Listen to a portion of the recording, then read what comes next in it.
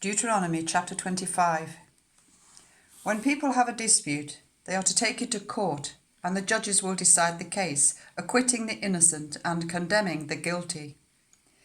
If the one who is guilty deserves to be beaten, the judge shall make them lie down and have them flogged in his presence, with the number of lashes the crime deserves. But the judge must not impose more than 40 lashes. If the guilty party is flogged more than that, your Israelite neighbour will be degraded in your eyes. Do not muzzle an ox whilst it is treading out the grain. If brothers are living together and one of them dies without a son, his widow must not marry outside the family. Her husband's brother shall take her and marry her and fulfill the duty of a brother-in-law to her. The first son she bears shall carry on the name of the dead brother, so that his name will not be blotted out from Israel. However, if a man does not want to marry his brother's wife, she shall go to the elders at the town gate and say, "My husband's brother refuses to carry on his brother's name in Israel. He will not fulfill the duty of a brother-in-law to me." Then the elders of his town shall summon him and talk to him.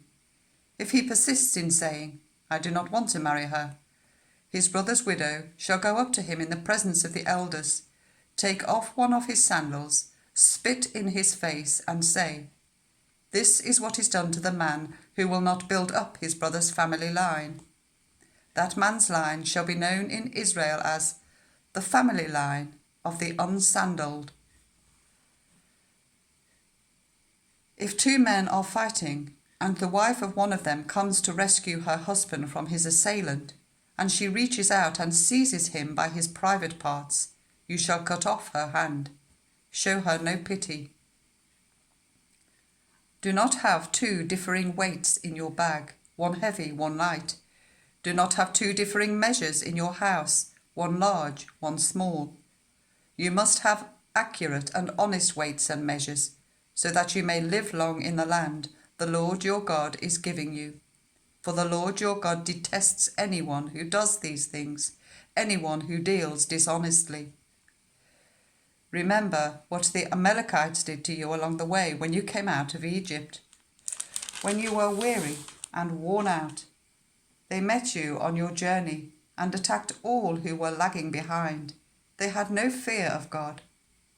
When the Lord your God gives you rest from all the enemies around you in the land he is giving you to possess as an inheritance, you shall blot out the name of Amalek from under heaven.